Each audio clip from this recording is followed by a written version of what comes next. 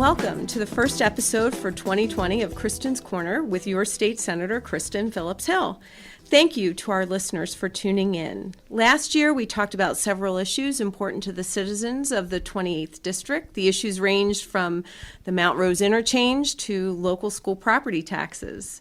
This program is designed to keep you, the citizens of the 28th District, well informed on issues of state and local significance.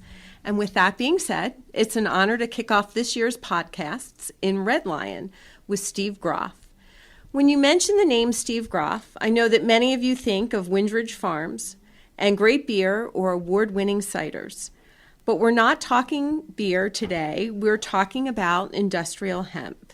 Steve is chairman of Groff North America, and it is a large and really growing, dynamic business here in Red Lion. So, Steve, can you talk to us about your background and how you got into the hemp business?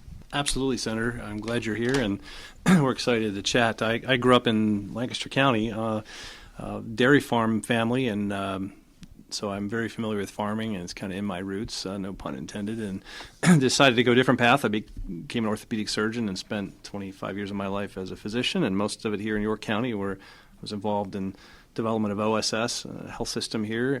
I enjoyed that and was very fortunate. And then in 2011, I was struck by a motorist on my bicycle and nearly paralyzed. Kind of changed my life. I'm blessed to walk and talk, and decided to change careers a bit and got involved with hospitality and agritourism on our farm in Dallastown called Windridge Farm.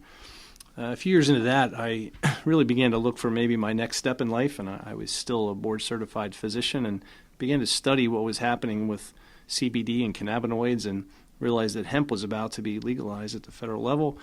Really took an interest in it from a broad sense of both farming and also the medical side. So I felt I was kind of uniquely qualified to really get involved in the space, and we made a decision to go actively into the space with an interesting company that we've built over the last year and a half, and we've had some wonderful times and navigated a new industry with a new company. So quite challenging, but we've had a lot of success and great opportunity going forward.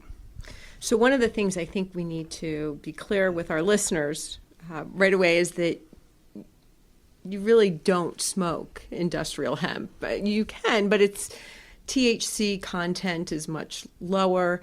It won't make you high. It'll probably just give you a really bad headache. So tell us a little bit about hemp's use. So hemp is an amazing plant. Excuse me. It is a cannabis plant, and I think that's important for people to understand.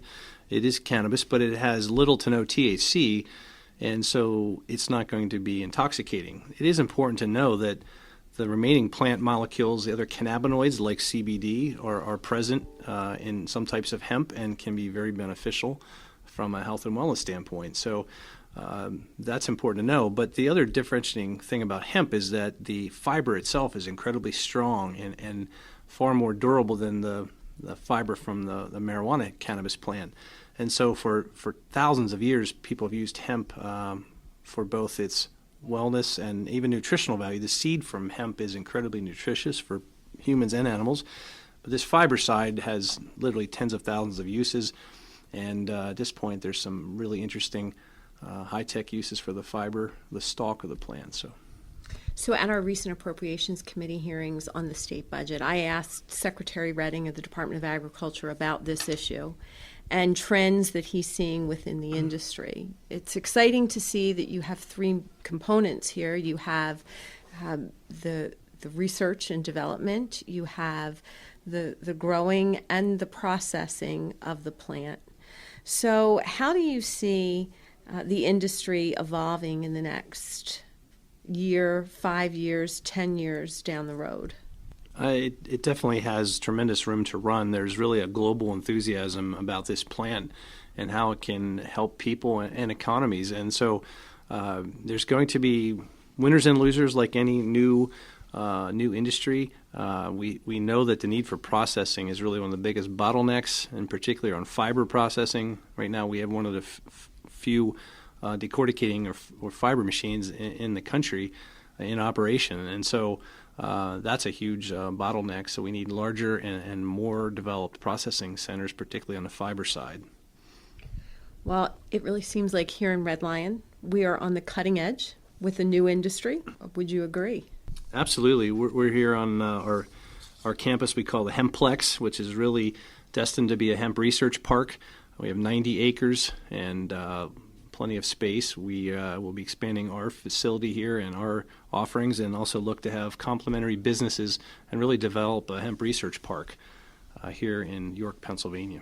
Steve, if listeners want to find out more information about Groff North America and the products, the opportunities that are here, where can they find you? Well, they could certainly go to our website, Groff North America, and they could also stop by Pharmacy Partners, our clinical research and retail operation on South Queen Street in York, 2218 South Queen Street. We'd love to talk to you and share some of our information and knowledge there. Well, Steve, this has been a great conversation. It's really exciting what you have brought to fruition here, and I'm looking forward to seeing you be successful, and your success will be our community's success. Thank you for opening your facility up to us today and for sharing a lot of great insight on an emerging industry here in the Commonwealth. It's really exciting to see what this will bring.